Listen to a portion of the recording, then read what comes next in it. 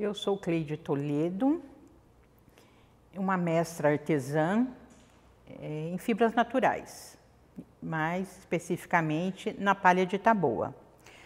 E hoje eu vim aqui contar um pouco da minha história para vocês. É uma grande história de amor e superação. Quando eu conheci o meu marido, eu trabalhava na área de saúde, mais especificamente em banco de sangue. E ele já era um grande mestre artesão. Ele foi um grande artista, porque não só na palha, mas na madeira, no metal. Ele era um excelente entalhador. E nessa época que eu o conheci, ele já trabalhava com a taboa. Quando eu me casei, ele falava para mim, no começo ele começou a falar: eu acho que você trabalha demais lá fora, porque na época não tinha celular, e era os bips. Então, às vezes a gente sentava para comer, aquele bip tocava. Chegou acidentado, lá saía eu correndo. Aí a gente ia em algum lugar, aquele bip tocava. E aquilo deixava ele muito irritado. Aí ele falou assim para mim: eu acho bom você parar, porque com o artesanato a gente vive, e você continua a sua faculdade, mas você para de trabalhar no banco de sangue e vem ficar em casa. Falei: tudo bem, né? Falei: bom, já que eu vou parar, vou trancar minha faculdade. Ele: não vai trancar. Falei: não, vou trancar. Fui lá e tranquei minha faculdade. Só que quem diz que a Cleide fica parada, né? Quem sou eu? Eu não nasci para ficar dentro de casa parada. E eu comecei a ajudar ele na oficina. O primeiro passo foi ir para o brejo. Ele não queria me levar no brejo de maneira alguma. Ele falava: como que eu vou levar você no brejo? Que trabalhava lá de branquinho, salto alto, meia fina. E daí? Eu fui criada no mato, na fazenda. Eu vou sim no brejo. E aí eu comecei ajudando ele no brejo. Então ele fazia a poda da taboa e eu carregava a taboa. E nessa época a gente tirava um caminhão de palha cada vez que ia no brejo. A gente tirava 100 fechos, 110 fechos cada poda. Ele cortava e eu carregava. Aí eu comecei a aprender a cuidar da palha. Porque só ir no brejo e depois. Então eu comecei a cuidar. A cuidar o quê? Separar folhas, as palhas chegam, elas vêm tudo grudadinha no pendão. Então, eu aprendi a separar essas folhas, como tratar a palha, como estender, como recolher. Eu fui aprendendo o ponto da taboa. Aí, ele começava a fazer ele fazia as tranças, a gente faz umas tranças de 3 pernas, fazia as tranças e sempre fica as pontas nas tranças. Eu comecei a limpar as tranças. Ele falava para mim: eu vou te transformar numa grande artesã. Eu falava para ele: eu, artesã? Jamais. Eu não tenho nenhuma habilidade.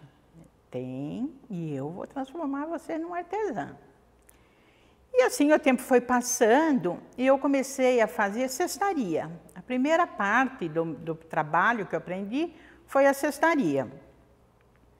Então eu comecei pelas cestarias. Aí quando eu limpava, porque depois que você termina a sua peça, ela fica também com umas pontinhas por causa da costura.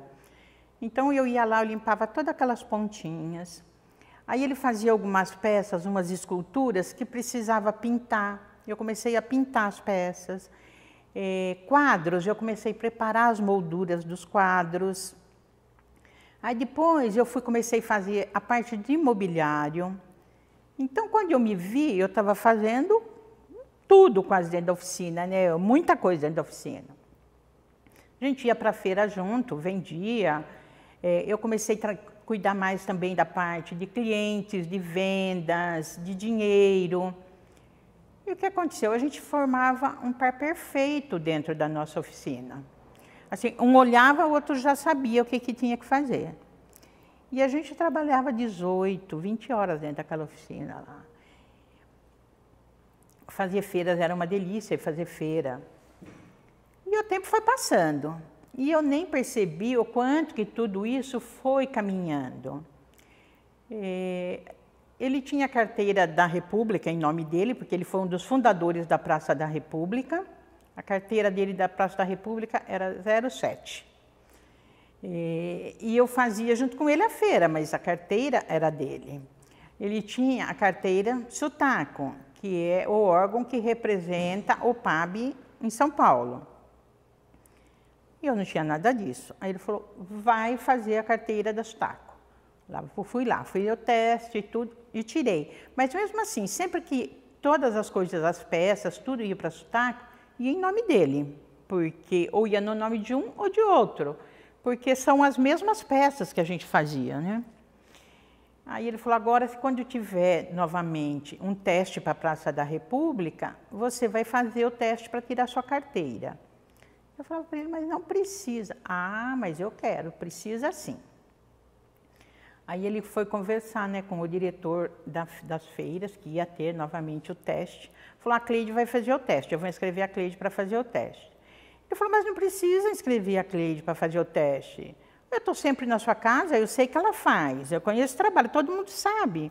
Porque às vezes a gente ficava na feira trabalhando. Ele falou, ela vai fazer o teste sim. Porque nunca ninguém vai falar para ela que ela tirou uma carteira por minha causa. Ela vai tirar pelo mérito dela. Então, tirei minha carteira da feira, já tinha minha carteira da SUTACO. Aí ele falou, daqui para frente, tudo que entrar na SUTACO também eu quero que comece a entrar no seu nome. Porque até então a gente já tinha feito exposição 500 anos do Brasil, tinha a peça minha e dele, mas a exposição ficou no nome dele, né? Ele falava, não pode acontecer isso, você tem que ir também fazendo as suas coisas. Eu falei, mas você tem certeza disso? Então veio essa exposição dos 500 anos do Brasil, e saiu no nome dele, e ele falou, daqui para frente vai ter que começar a sair no seu nome as coisas. E assim começou, sempre que tinha mais alguma coisa, ia vender pela SUTACO, ia fazer algum evento, eu que ia lá. Eu falava para ele, mas não há necessidade. Ah, sim. E aí ele sempre dizia para mim, eu quero que você aprenda a trançar. E eu falava para ele, eu não vou aprender a trançar. Eu não queria aprender a trançar de jeito nenhum. Ele falava para mim, eu vou morrer e você vai precisar aprender a trançar. Eu falava para ele, mas quem disse que você vai morrer? Eu vou muito antes que você, porque eu não sei viver sem você, não. Então, meu filho, quem vai primeiro sou eu não vou aprender a trançar. Eu acho que aquilo mexeu comigo, porque eu achava que se eu aprendesse a trançar, eu acho que no meu subconsciente, né, que eu não podia aprender a trançar, e eu não queria aprender a trançar de maneira alguma. E aí o tempo foi passando, a gente foi fazendo muita coisa, e era fantástico fazer, eu fui descobrindo o artesanato, aprendendo, e ele sempre esteve muito envolvido com tudo do artesanato, todas as técnicas. Ele sempre foi uma pessoa muito querida por todos, muito respeitado pelo trabalho dele por todos. Ele já tinha mandado o trabalho dele para vários países, saído em várias revistas de decorações. E a gente fez essa dupla, era uma dupla perfeita dentro da oficina, né? Ele fazia, a gente não separou, mas ele fazia uma parte, ele fazia uns vasos grandes, de 1,60 m, 1,20 m, as esculturas. E eu parti mais para a linha de mobiliário, de pintura. Então, deu muito certo tudo isso. O tempo passou. Aí, quando foi 2005, a gente foi convidado para fazer a Feira Nacional de Belo Horizonte, pelo governo de São Paulo.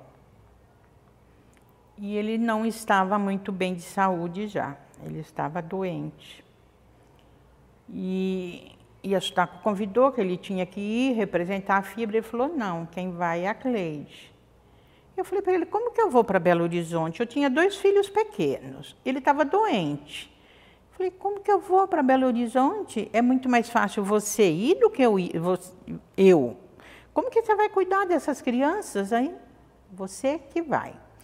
E nesse tempo todo de que a gente estava casado, a gente não tinha se separado para nada. Por quê? A gente levantava junto, tomava café junto, almoçava junto, jantava junto, ia dormir junto. A gente, se um ia, outro ia. Se não ia, ninguém ia. A gente era muito ligado um no outro mesmo. Então, foi a primeira vez que a gente se separou de ficar 10 dias, deu 12, né? Era 10 dias de evento, eu fui um dia antes e voltei no dia depois. foi a primeira vez que a gente ficou longe um do outro. E já foi uma coisa assim, dolorida, mas eu acho assim, já era uma preparação que eu não entendia, não sabia, mas já era uma preparação pelo que viria pela frente. Só que assim, ele me ligava 2, 3 vezes por dia. Neguinha, você está bem? Você tomou café? Oi, neguinha, você já almoçou? Como é que tá aí? Ele me fazia isso direto, assim, 4, 5 vezes, à noite ligava. A hora que você chegar no hotel, me avisa que você chegou. E passaram-se os dias. E eu falava, como é que você está? Ah, eu estou bem. E as crianças? Está tudo bem, está tudo certo. Só que quando eu cheguei, ele tinha piorado bastante, né? E em seguida, a gente estava com um evento organizado para o Mercado Municipal de São Paulo, que era uma exposição de arte que ia ter. E esse diretor de feiras tinha dado essa organização para ele fazer. Aí, quando eu cheguei, ele falou, ó, a gente vai ligar para o Biru, pedir para ele vir em casa, porque eu não tenho condições de fazer e eu vou pedir para ele passar para alguém fazer essa organização. Tudo bem. Aí o Biru veio, ele falou, olha, eu não tenho condições de fazer, eu não estou bem de saúde, eu gostaria que você chamasse alguém para organizar esse evento. Ele falou, que alguém? Quem vai fazer é a Cleide. Falei, eu? Como eu? Você que vai organizar, o Pavão não vai? Vai você.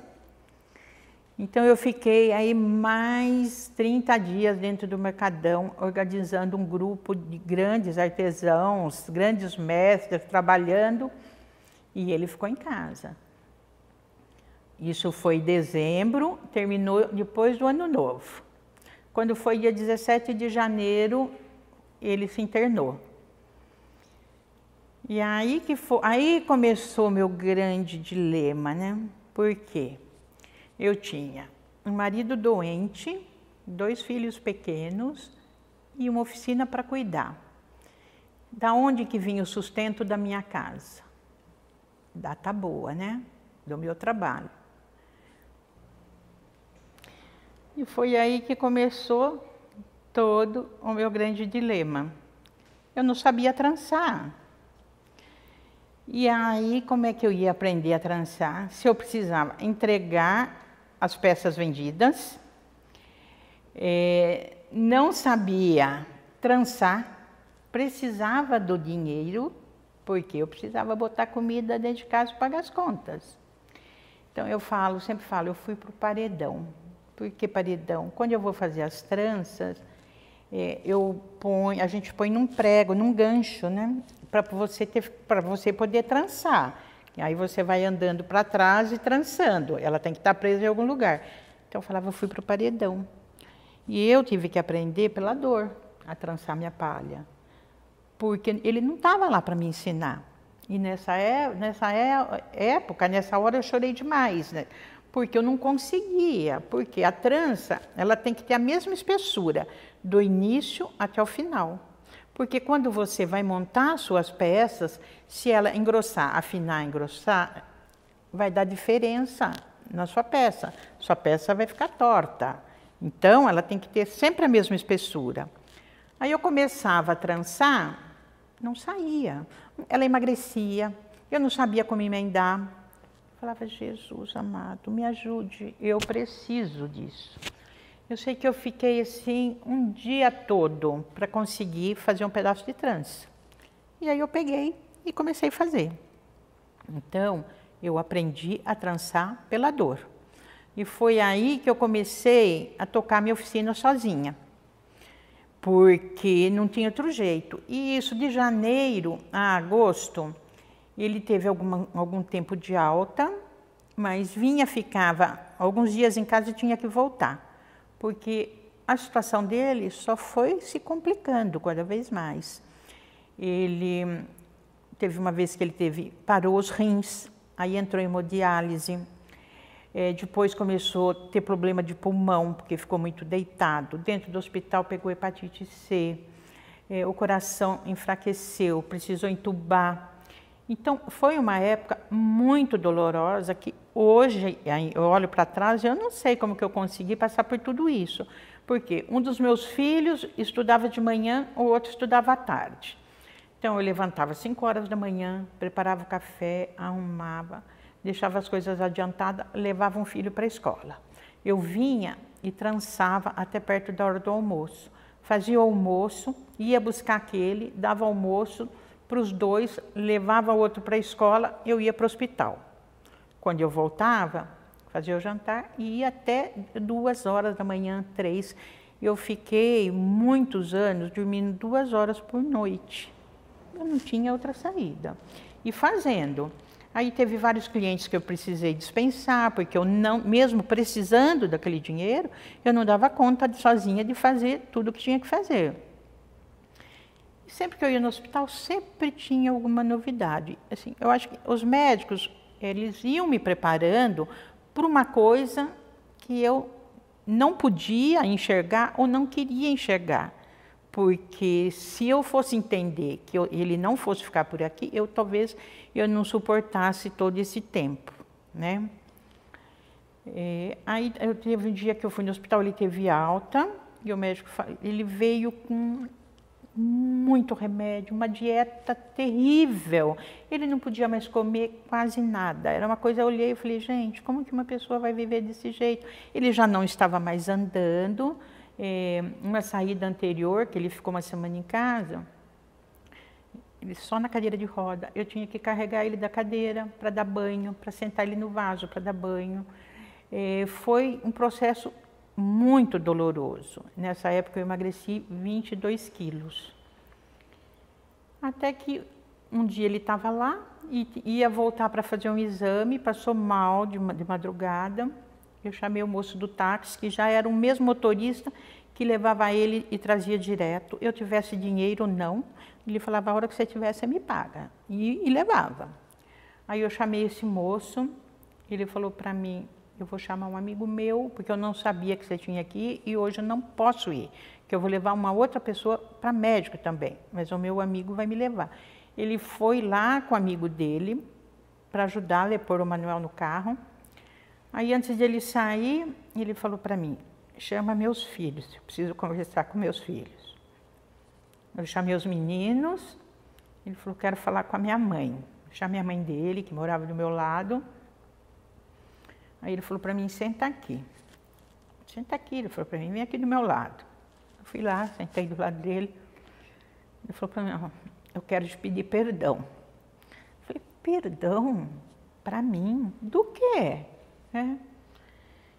Ele falou, porque a coisa que eu mais sinto na minha vida é deixar você. Eu sei o quanto você vai sofrer daqui para frente. E eu não queria que você sofresse. Mas você me perdoe porque não dá mais para mim. Eu falei, como que é isso? Eu falei, imagina, você vai para o hospital, você vai voltar, tudo vai dar certo. Ele falou, lamentável, dessa vez eu vou, mas eu não volto. Aí quem me ensinou, me ajudou ainda a botar ele no carro foi o Joaquim. Coloquei ele no carro, fomos para o hospital. Quando chegou na porta do hospital, que eu peguei a cadeira de rodas para colocar ele, quando eu coloquei ele na cadeira de rodas, o pescoço dele já caiu. Eu corri tanto naquele corredor com ele. Bom, foi lá, eu entrei com ele no hospital às 6h15 da manhã. Exatamente 15 para as 6 da tarde ele faleceu. E assim, ele foi tendo várias paradas, teve hemorragia e a médica queria me dar remédio. Eu preciso te dar um remédio. Falei, daqui para frente eu não tomo nem água mais dentro do hospital. Ela falava, olha, porque ele teve mais uma parada, talvez ele não resista. Então era bom você tomar um remedinho. Tem alguém para ficar com você? Não tem ninguém, tem Deus, né?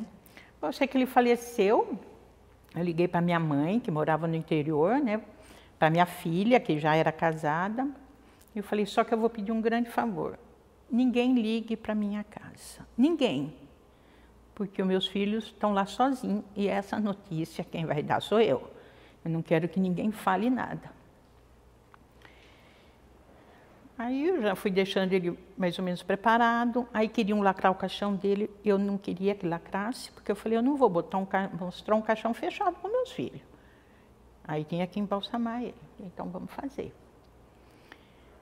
Aí o pessoal foi chegando na minha casa, porque minha família toda do interior, minhas irmãs, minha mãe, eles foram chegando e parando no posto de gasolina que tem perto de casa.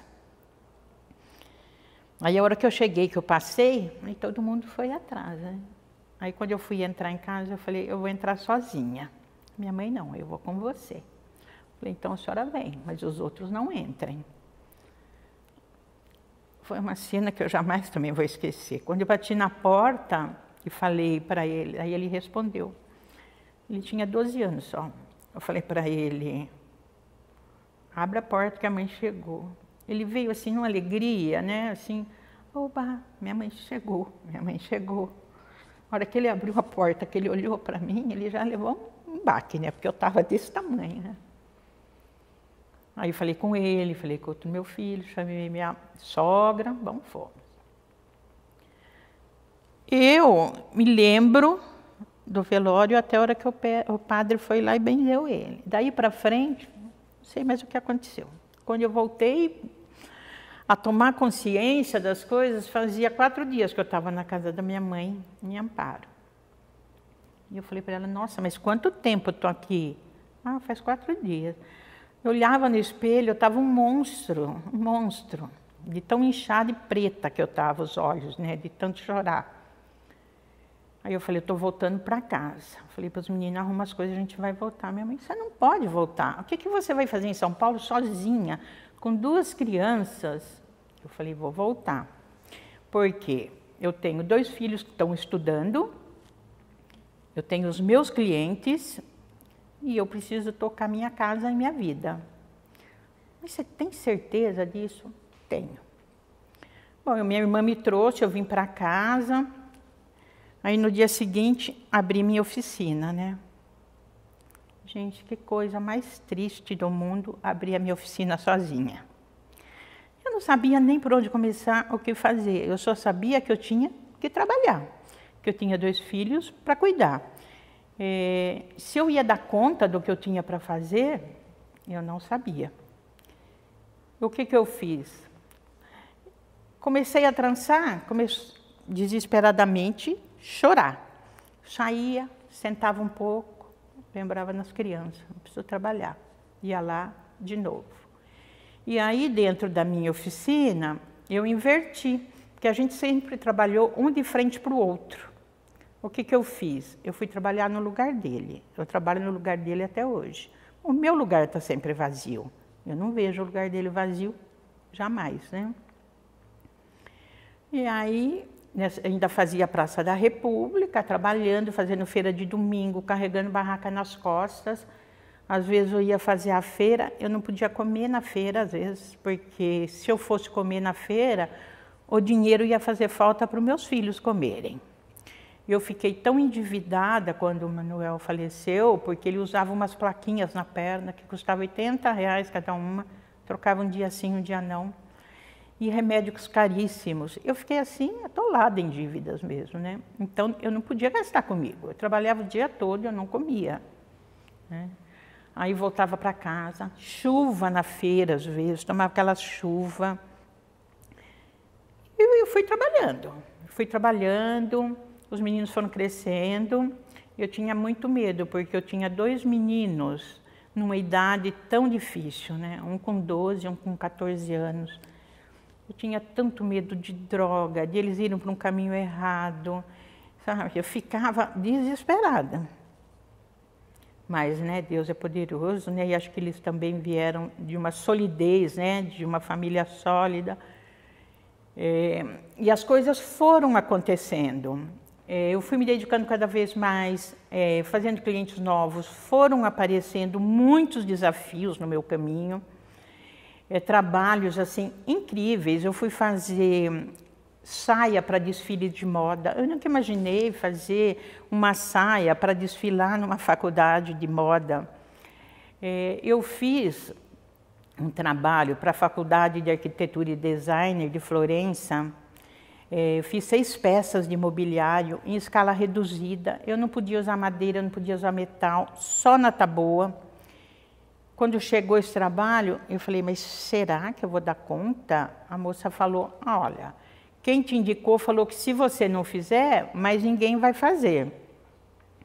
Aí o que eu fiz? Para dar estrutura, eu usei os pendão da taboa, eu enrolava o fio de taboa para ele ficar numa espessura melhor, para dar a estrutura. Eu falei para ela, olha, eu vou fazer a primeira peça, eu vou fotografar o passo a passo e vou te mandar. Se você achar que é isso, eu continuo fazendo. Se você achar que não é, você tem toda a liberdade de procurar outro artesão para fazer para você. Eu fiz e mandei, e daqui eu conversando com o pessoal lá da Itália, né? Quando chegou a foto da primeira peça pronta, os diretores ficaram enlouquecidos, e os professores lá da faculdade. Ela falou, Cleide, isso aqui está um sucesso, ninguém está acreditando no que você está fazendo. Enfim, eu fiz as 6 peças, mandei. Eu achei que essas peças iam para essa tese aí, e ia acabar por aí. Ela não acabou por aí. Saiu um livro em italiano com toda a história da minha vida, com todo o passo a passo que eu fui fotografando. Essas peças, elas foram para a exposição de designer de Florença, com toda a história. E essas peças estão hoje no Museu da Palha, em Florença, com a história da minha vida. Eu ainda não tenho no meu país, mas lá eu tenho, né? Eu fiz para uma exposição 12 colunas de 5 metros de altura para a Pinacoteca do Estado, que também foi um trabalho fantástico. E no meio do caminho foram aparecendo muitos desafios, só que o meu trabalho foi crescendo muito. E eu sempre fui abrindo espaço também para outras pessoas. Eu era convidada para fazer um evento. Eu falava, mas eu posso trazer mais alguém para expor junto? Ah, pode. E assim foram aparecendo outros trabalhos desafiadores. Meu trabalho sempre saindo em revista, muitas matérias para televisão. Eu comecei a dar aula, eu dei aula em presídio, eu dei aula na Fundação Casa. Eu viajei ao nosso estado aí dando aulas, dando workshops, fazendo palestras. E fui cada vez melhorando sempre no meu trabalho. E sempre agregando, né? Sempre procurando trazer. Aí eu fui trabalhar com a Patrícia Maia, aqui na produção do Senhor Brasil, da TV Cultura. Hoje eu sou a coordenadora do projeto Artesanato Sustentável. Eu fiquei 3 mandatos como vice-presidente do Conselho do Artesanato Paulista. Então, a gente foi caminhando para outras coisas maiores, melhores. Hoje eu sou curadora de artesanato, eu faço curadoria para prefeituras, secretarias de cultura. Estou sempre envolvida nesse meio e, não contente, resolvi fundar uma associação. Aí nós reunimos grupos de artesãos que a gente estava achando que era um momento que a gente precisava trazer políticas públicas para o artesão e trazer a união desses artesãos, porque normalmente o artesão pensa muito no seu umbigo, ele não pensa no seu amigo, de trazer, de juntar, de unir, de agregar. Então, aí foi aonde nasceu a UAPESP. E nós estamos aqui, hoje a família UAPESP, ela é gigantesca, nós temos 47 pessoas ativas na UAPESP e ela só vem caminhando e crescendo. Então, essa minha trajetória, o reconhecimento como uma mestra artesã, que represento sempre meu estado, em vários países, em outros estados. É uma longa trajetória, é 40 anos de estrada. Uma mestra não se faz de um dia para o outro. E não é você falando assim, ah, mas ela está lá, ela faz. Não, para mim também foi uma estrada de espinhos, dolorosa, de muito suor, de muito trabalho, de muitas lágrimas, para chegar no sucesso também. E espero que venha muito mais. Então está aí a minha história. Para mim, ela é uma grande história de amor e de superação a história do meu trabalho.